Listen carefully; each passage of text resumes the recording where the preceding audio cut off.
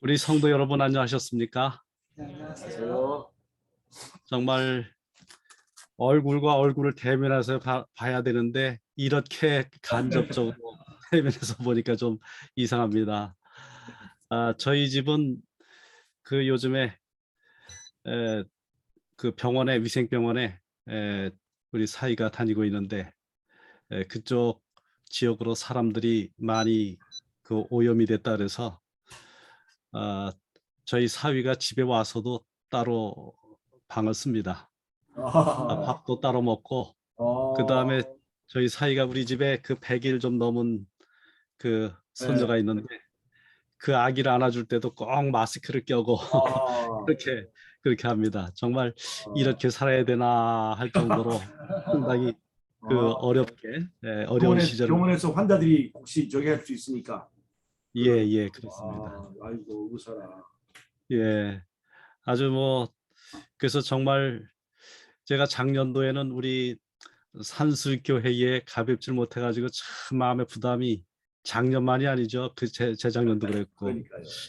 그래서 마음의 부담이 상당히 커서 금년에는 내가 어떻게 가야 되겠다라고 했는데 이 또 상황이 또 이렇게 되어서 죄송하게 했습니다.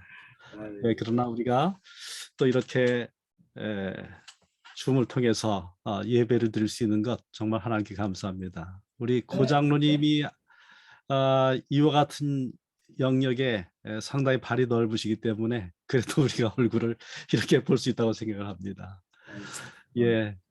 자, 오늘 우리가 나눌 하나님의 말씀입니다. 우리는 어디에 있든지 하나님의 말씀을 사랑하는 사람들입니다. 우리 예배드리기 바로 직전에 연결하니까 교과 공부가 서로 나누시는 말씀이 나왔는데 그 소리를 들으면서 정말 마음의 감동이 컸습니다.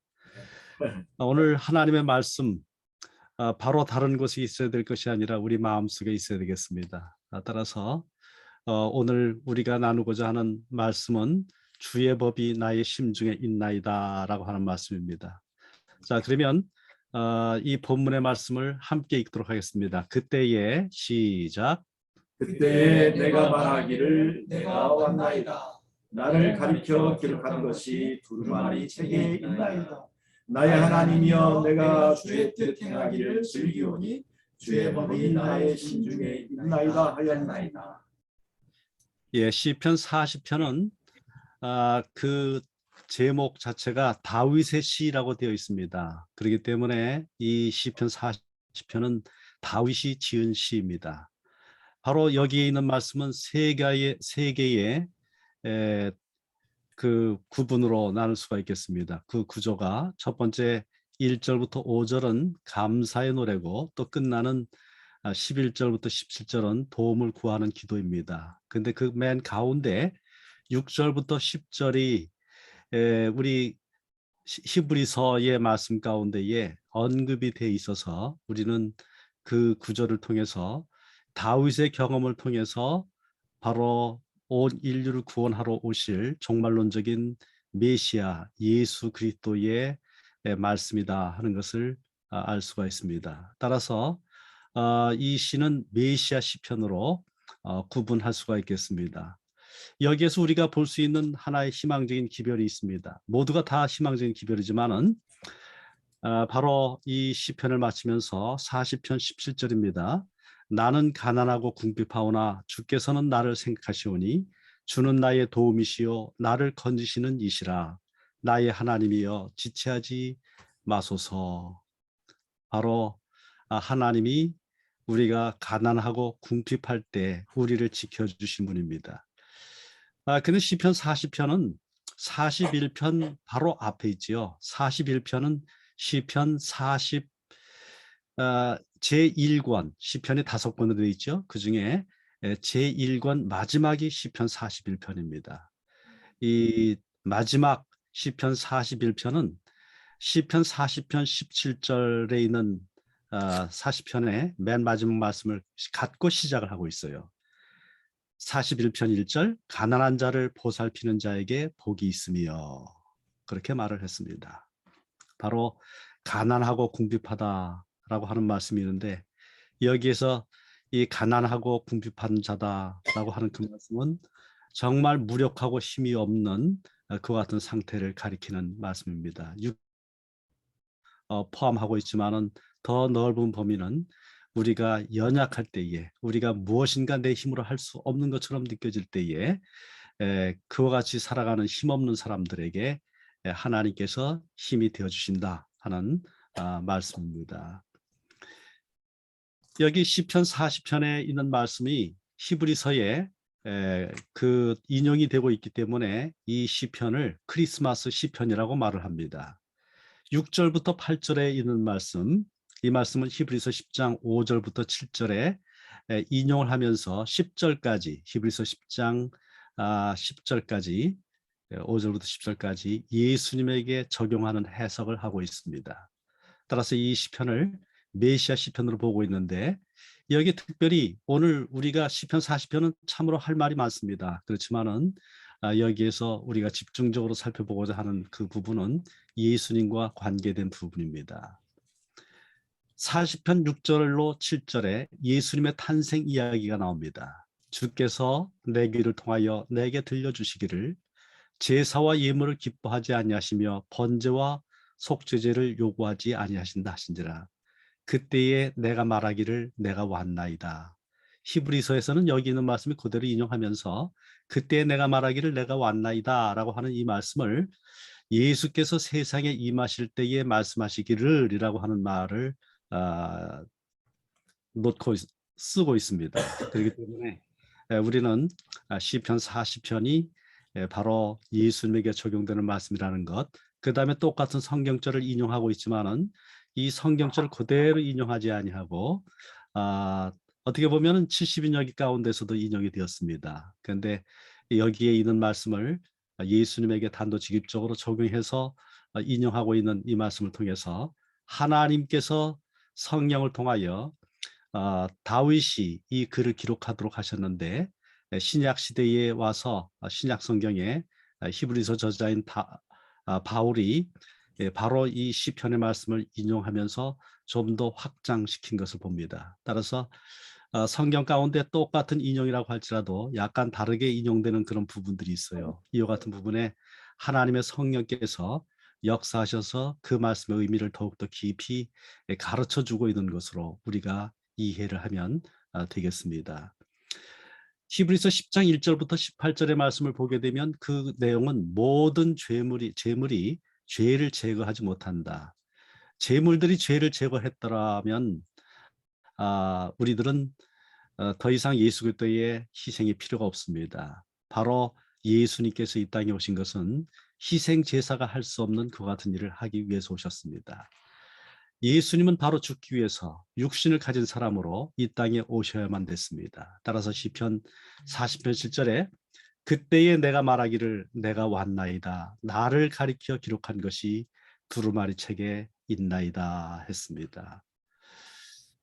여기 주께서 세상에 임하실 때 이르시되 라고 하는 말씀이 내가 왔나이다 라고 하는 말씀 대신에 지금 들어가 있습니다.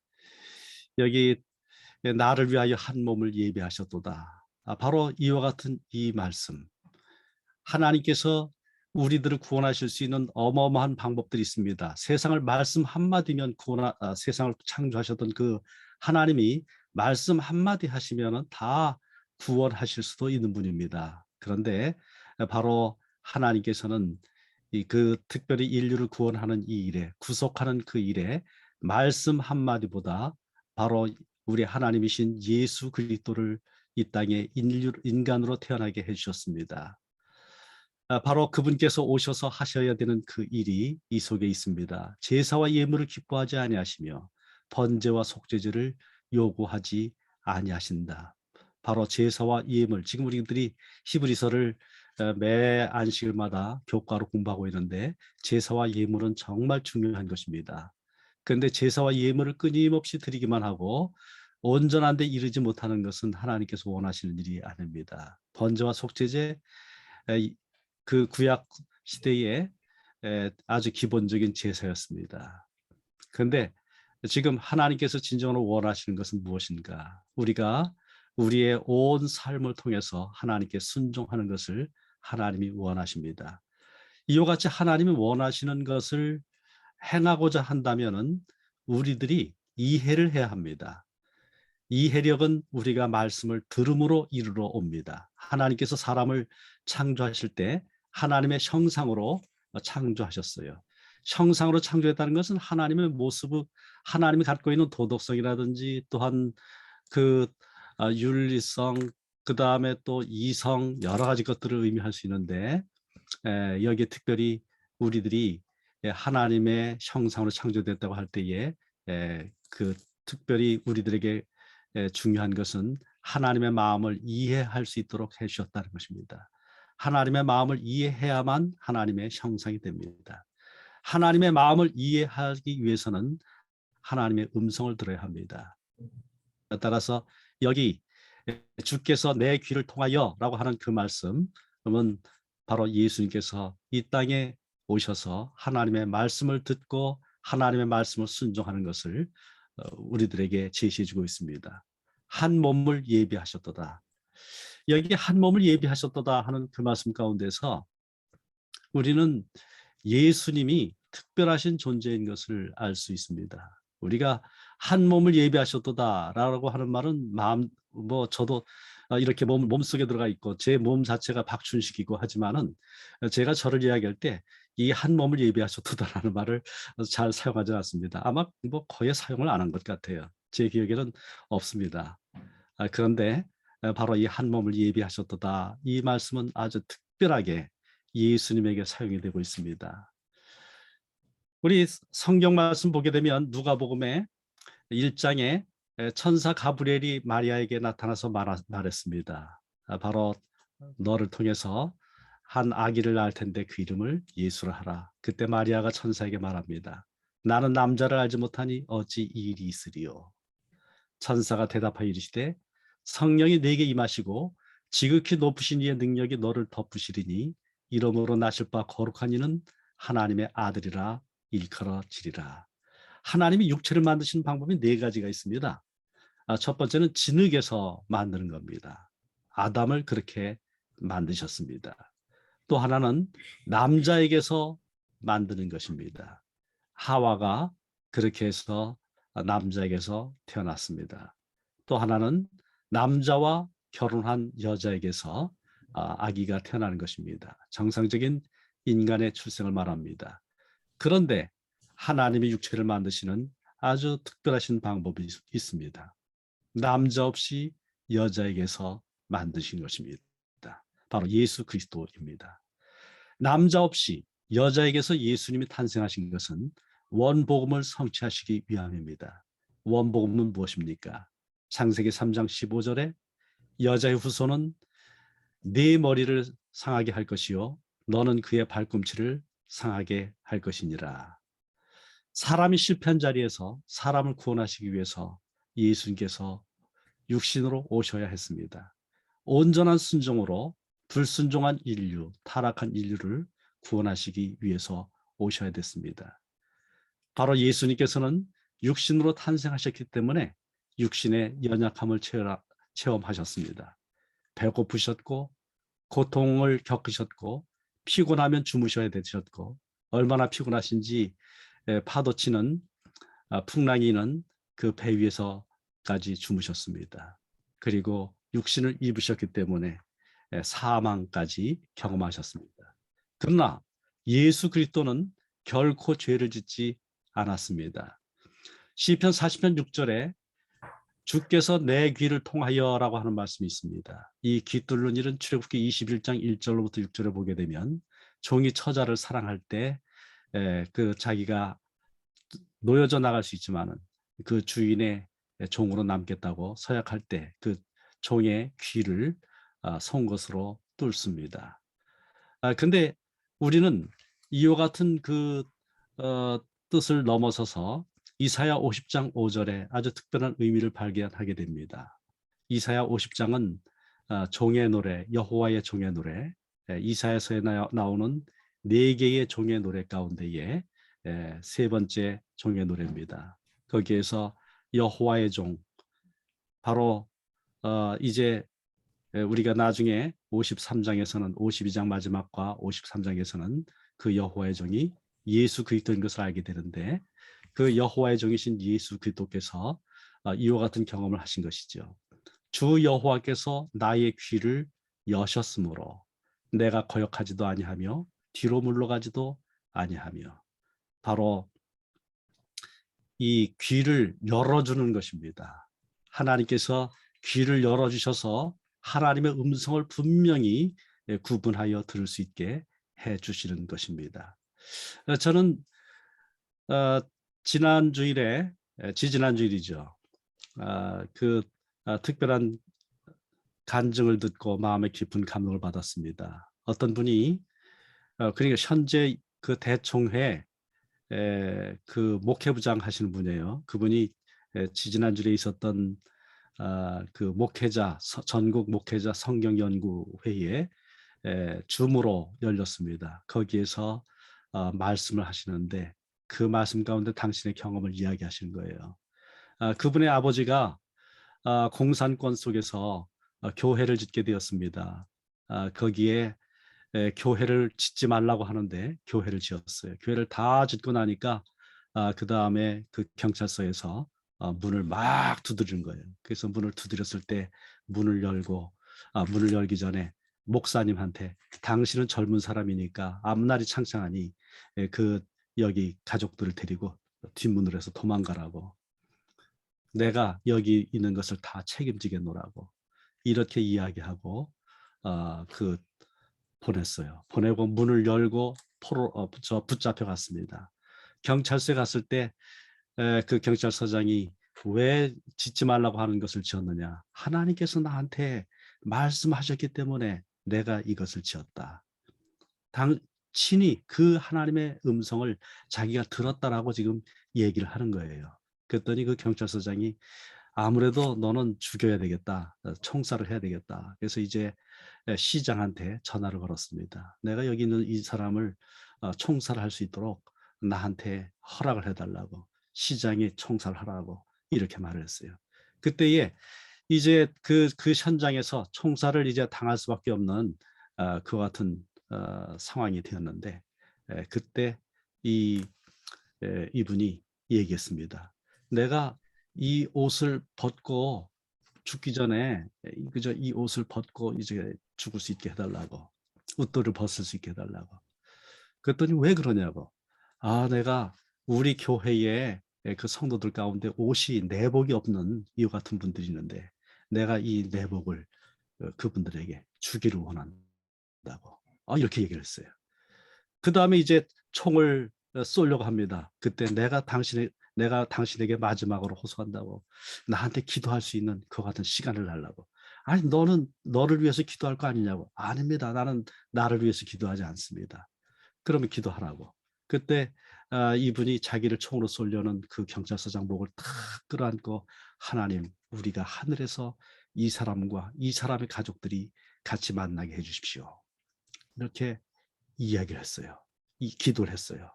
근데 그때 전화가 따라랑 울려온 거예요. 올려와서 전화를 받았더니 거기 부시장 되는 사람이 지금 그 죽이려고 하는 그 사람을 죽이지 말라고. 그래서 왜 그러냐고. 그랬더니 시장님이 지금 사형하라고 하는 그 이야기를 한 다음에 거기서 이제 다른 곳으로 이동하기 위해서 청사를 나서 가지고 그저 차를 탔는데 큰 차가 와가지고 그냥 부딪혀가지고 직사해버렸다고. 그 하나님의 사람을 건드지 말라고. 그렇게 이야기를 했습니다. 살아났죠. 집에 왔을 때 그 아들, 그러니까 이제는 현재 대총의 목회부장 되시는 분입니다. 그 아들이 아버지한테 아버지 하나님 목소리인지는 어떻게 하셨어요? 그때 친구 목소리를 네가 알지 못하냐? 내가 항상 하나님의 음성을 들었기 때문에 하나님의 음성을 안다. 그렇습니다. 하나님께서 정말 우리들의 귀를 열어주실 때에 우리는 말씀하시는 분이 하나님이신 것을 압니다. 우리는 이 하나님의 음성을 말씀을 통해서 깨닫게 됩니다. 히브리서 10장 7절에 두루마리 책에 나를 가리켜 기록된 것과 같이 라고 말을 하고 있어요. 자, 우리 두루마리 책에 예수님에 대해서 어떻게 기록하고 있습니까? 여자의 후손으로 기록하고 있습니다. 바로 뱀의 머리를 상하게 할 분으로 기록하고 있어요. 그리고 바로 이 말씀은 동정녀 탄생을 통해서 이루어졌습니다. 그리고 우리가 성경을 더 읽다 보면 구속 사이에 그 큰 흐름을 따라서 예수님은 아브라함의 후손으로 오시는 분입니다. 유다 지파를 통해서 오실 것이 예언되었습니다. 그리고 다윗의 후손으로 오실 것이 예언이 되어 있는 분입니다. 두루마리 책에 기록된 바로 그분. 바로 그분에 대해서 이사야 7장 14절은 그분이 탄생하시기 700여 년 전에 그러므로 주께서 친히 징조를 너희에게 주실 것이라 보라 처녀가 잉태하여 아들을 낳을 것이요 그의 이름을 임마누엘이라 하리라고 하였습니다.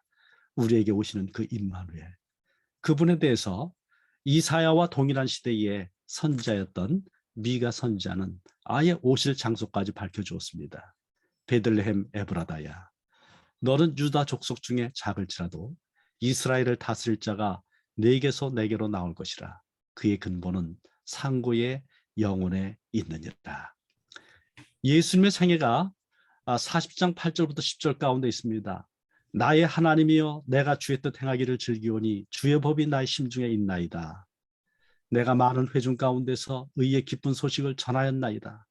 여호와여 내가 내 입술을 닫지 아니할 줄을 주께서 아시나이다. 내가 주의 공의를 내 심중에 숨기지 아니하고 주의 성실과 구원을 선포하였으며 내가 주의 인자와 진리를 많은 회중 가운데서 감추지 아니하였나이다. 그렇습니다. 예수님께서 이 땅에 오셨을 때에 예수님을 죄로 책 잡으시는 사람은 아무도 없었습니다. 요한복음 8장 46절에 당신을 억지로 책 잡는 그 사람들 향해서 내가 진리를 말하는데도 어찌하여 나를 믿지 아니하느냐 말했습니다. 예수님 바로 하나님이 기뻐하시는 일을 했습니다. 하나님이 기뻐하시는 일은 무엇입니까? 제사를 많이 드리는 것입니까? 많은 동물들을 하나님께 갖다 바치는 것 하나님이 원하시는 일이 아닙니다. 나를 보내신 이가 나와 함께 하시도다. 나는 항상 그가 기뻐하시는 일을 행함으로 나를 혼자 두지 아니하셨느니라. 하나님께서 주시는 말씀을 행하는 것입니다. 바로 예수님의 생애를 통해서 하나님께서 사람을 어떻게 의롭게 만들고 어떻게 구원하시는지가 드러났습니다. 예수님의 가장 큰 일, 이루셔야 할 일은 돌아가시는 일입니다. 주께서 내 길을 통하여 내게 들려주시기를 제사와 예물을 기뻐하지 아니하시며 번제와 속죄제를 요구하지 아니하신다 했습니다. 주님은 죄를 위한 이 생에 있는 그 희생 제물들은 불완전합니다. 바로 예수님은 완전한 희생 제물이 되시기 위해서 더 이상 거듭거듭 제물을 드리는 그와 같은 일이 없도록 하시기 위해서 그분의 몸을 온전한 희생 제물로 드리고자 완전한 몸으로 오셨습니다. 바로 하나님의 말씀에 순종하는 것, 그것은 제물을 드리는 것보다 우선하는 일입니다. 사무엘과 사울의 이야기를 아시죠? 바로 아각 사람을, 아말렉 사람을 진멸하고 그 소유도 전부 다 진멸하라고 하는 말씀을 들었지만 사울은 그렇게 하지 않았습니다. 아각 왕을 살렸고 또 재물 중에 좋은 것들을 살렸습니다. 그때 사무엘이 무엇이라고 말했습니까? 여호와께서 번제와 다른 제사를 그의 목소리를 청종하는 것을 좋아하심 같이 좋아하시겠나이까.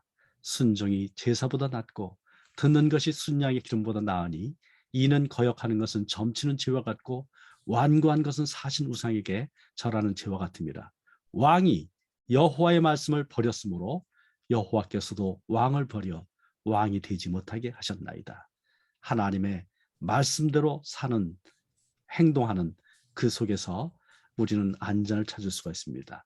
하나님의 백성 이스라엘의 왕은 우리 위대하신 왕 예수 그리스도를 대표할 수 있어야 되는데 사울 왕은 이렇게 여호와의 말씀을 버리고 자기 뜻, 자기 생각, 그것을 하나님의 명령보다 하나님의 말씀보다 더 높이는 것을 통해서 바로 우상, 자기라는 우상에게 절하는 죄를 범한 자가 되었고 그리하여 그는 결국 하나님에게 버림을 당했습니다. 다윗은 어땠습니까? 다윗은 하나님의 마음에 맞는 사람이지만은 그는 심각한 죄를 지었습니다. 이 세상의 어떤 인간도 완전한 사람이 없습니다. 바로 그러나 그는 자기가 죄를 책망받았을 때에, 지적받았을 때에 거기에 대해서 회개할 줄을 알았습니다. 그리하여 그는 시편 51편에 이렇게 고백합니다. 주께서는 제사를 기뻐하지 아니하시나니 그렇지 아니하면 내가 드렸을 것이라. 그는 자기가 범한 죄를 제물로 갚을 수 있다면 얼마든지 드릴 수 있는 제물들을, 그와 같은 재물을 갖고 있었습니다. 그러나 하나님은 재물과 또한 어떤 여러 가지 것들을 갖다가 하나님께 공로로 드리는 그 같은 것을 요구하시는 분이 아닌 것을 알았습니다. 주는 번제를 기뻐하지 아니하시나이다. 바로 찢기고 상한 그 심령을 하나님께 드리게 되었을 때에 그는 온전한 자유함을 얻었고, 그리고 메시아의 그 조상으로 계속해서 역할을 할 수가 있었습니다. 미가서는 무엇이라고 말합니까? 우리가 그 소선지서가 호세아부터 말라기까지 되어 있어요.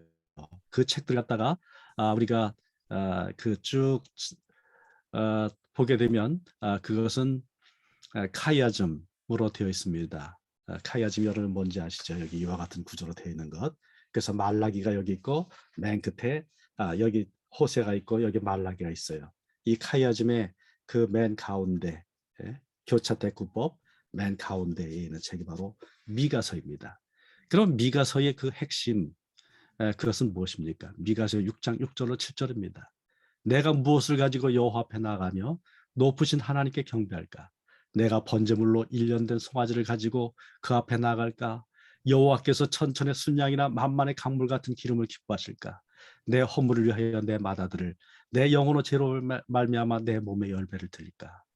그렇지 않죠. 바로 하나님의 말씀을 갖고 하나님과 동행하며 사람들을 사랑하며 그렇게 행하는 것, 그것을 하나님께서 원하시는 것입니다. 바로 이 정말 우리가 인내함, 하나님께 대한 사랑과 진실됨을 갖고 살아가는 것, 그것이 바로 우리 이 소선지서 전체의 핵심적인 기별이고 구약성경 전체의, 그리고 성경 전체의 핵심적인 기별입니다. 그런데 이와 같이 사람을 사랑하고 하나님을 사랑하고 하나님의 말씀을 순종하고 하는 그것이 정말 중요한데도 불구하고 유대인들은 믿음으로 주님을 바라보는 대신에 재물을 의지했습니다. 오늘날 침례나 교적을 의지하는 교인들도 많이 있습니다. 그런데 우리가 그 재물들을 의미를 한번 생각해 봅시다. 레위기서 1장부터 5장 가운데 나타나 있는 재물들이 조금 아까 히브리서 그리고 시편에 있는 그 재물들의 이름으로 나타나 있습니다. 그 재물들은 한결같이 예수 그리스도의 대속하시는 희생을 나타냅니다. 번제는 무엇입니까? 레위기 1장이죠. 하나님께 대한 전적인 굴복을 말합니다. 내가 당신의 뜻을 행하기 원합니다. 이것이 바로 번제입니다. 소제는 무엇입니까? 음식물 제사입니다. 그리스도의 완전한 본성, 우리 영혼의 만족을 위해서 그리스도를 먹어야 합니다. 화목제는 하나님과의 평화를 말하고 있는 것인데 예수 그리스도께서 십자가에서 죽으심으로 죄인과 구주 사이의 평화를 이루셨습니다.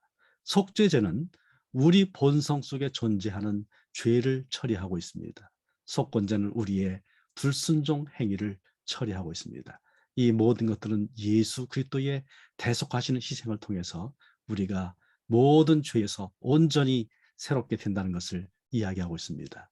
바로 예수 그리스도께서 우리 죄를 위해서 죽으셨으므로 우리가 옛 본성에 속한 죄에서 벗어나서 새 사람이 되었고 하나님 안에서 죄에 대해 승리할 수 있게 되었다라고 하는 말씀이 로마서 5장부터 8장까지의 기별입니다. 어떤 분은 로마서 5장부터 8장이 성경 전체의 가장 핵심적인 믿음으로 말미암는 구원의 기별을 증거해주는 장이다 이렇게 이야기를 하고 있습니다. 우리의 죄 문제를 한 번에 들으심을 통해서 우리는 영원히 하나님 안에서 살게 되었습니다. 십자가에서 우리의 구원을 이루어 주셨습니다. 근데 40장 1절부터 3절에 그리스도의 부활에 대한 말씀을 좀 이해할 수가 있습니다. 내가 여호와를 기다리고 기다렸더니 귀를 기울이사 나의 부르짖음을 들으셨도다. 나를 기가 막힐 웅덩이와 수렁에서 끌어올리시고 내 발을 반석 위에 두사 내 걸음을 견고하게 하셨도다. 새 노래 곧 우리 하나님께 올릴 찬송을 내 입에 두셨으니 많은 사람이 보고 두려워하여 여호와를 의지하리로다 하였습니다. 바로 예수님의 경험은 우리의 경험이기도 합니다. 우리를 죄의 구덩이 가운데서 예수님께서 건져주셨습니다. 베드로전서 2장 24절에 친히 나무에 달려 그 몸으로 우리 죄를 담당하셨으니 이는 우리로 죄에 대하여 죽고 의에 대하여 살게 하려 하심이라. 그가 채찍에 맞음으로 너희는 나음을 얻었다고 하였습니다. 오늘 그분이 우리 십자가에서 죽으신 그분이 이제는 하늘 아버지 보좌 앞에 있습니다. 히브리서 4장 14절로 16절 우리 함께 읽어보도록 할까요? 그러므로 우리에게 시작. 그러므로 우리에게 큰 대제사장이 계시니 승천하시니 곧 하나님의 아들 예수시라. 우리가 믿는 도리를 굳게 잡을지어다. 우리에게 있는 대제사장은 우리의 연약함을 공정하지 못하신 이가 아니요 모든 일에 우리와 똑같이 시험을 받으시는데 죄는 없으시니라.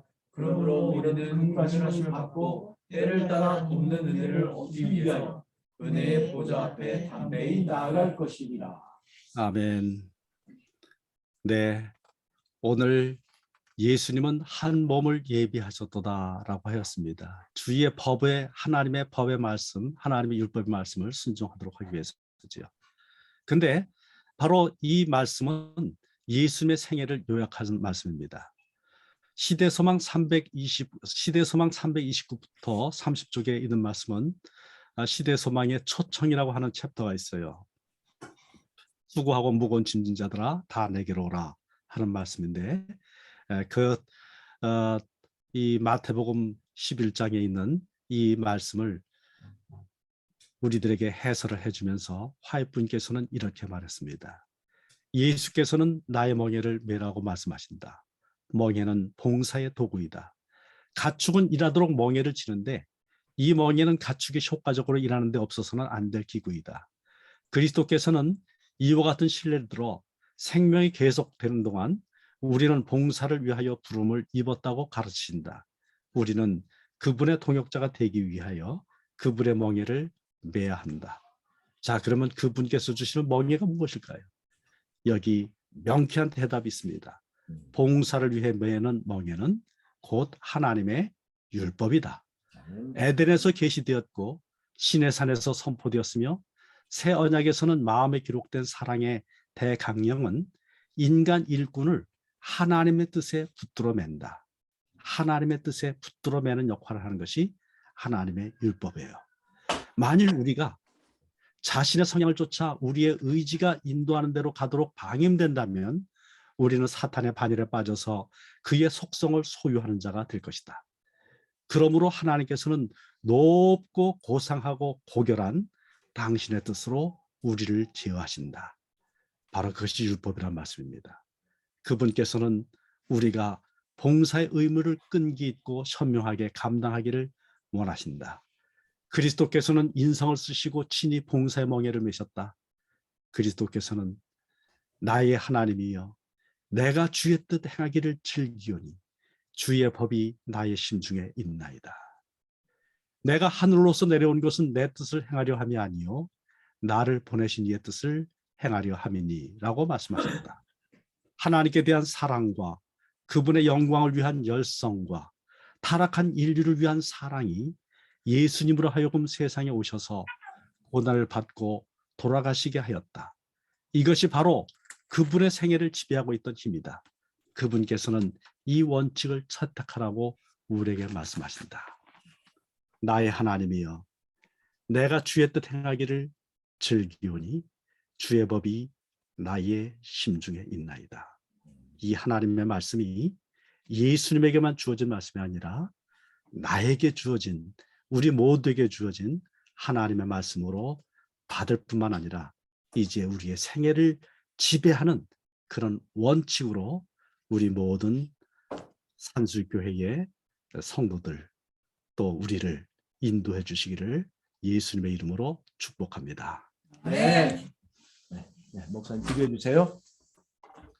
하나님 아버지, 오늘 저희들에게 하나님의 말씀대로 살 수 있는 축복을 주셔서 감사합니다. 아멘. 여기 하나님의 말씀 성경을 우리가 이렇게 마음 놓고 읽고 가르치고 또한 나눠줄 수 있는 축복의 기회를 허락해 주셔서 감사합니다. 이 종교 자유가 우리 민족에게서 계속 이루어질 수 있도록 주님, 우리 국가의 위정자들을 지켜주시고 또한 우리들이 이 말씀 위에 굳건히 서도록 인도하여 주십시오. 우리가 전 세계를 향하여 이 말씀을 증거하여 예수님을 재림을 맞이할 일단의 한 백성을 준비시키는 일을 하고자 합니다. 우리 산수교회가 이와 같은 일을 감당하고 있음을 인하여 감사합니다. 주님께서 방글라데시와 네팔과 또한 인디아와 여러 지역에 있는 백성들에게 하나님의 말씀을 증거하고 또한 그들에게 선한 일을 하고자 할 때에 길을 넓혀 주셔서 그 귀들을 열어주시고 그리하여 하나님의 음성을 듣게 해주시고 그리하여 우리가 예수님 재림하실 때 이 땅에서는 보지 못했을지라도 하늘에서 얼굴과 얼굴을 대면하고 서로 부둥켜 안으며 하나님 앞에 기뻐하는 하나님께 영광 돌리는 날을 우리에게 허락해 주시옵소서. 예수 그리스도 이름으로 기도합니다. 아멘. 감사합니다. 네, 감사합니다.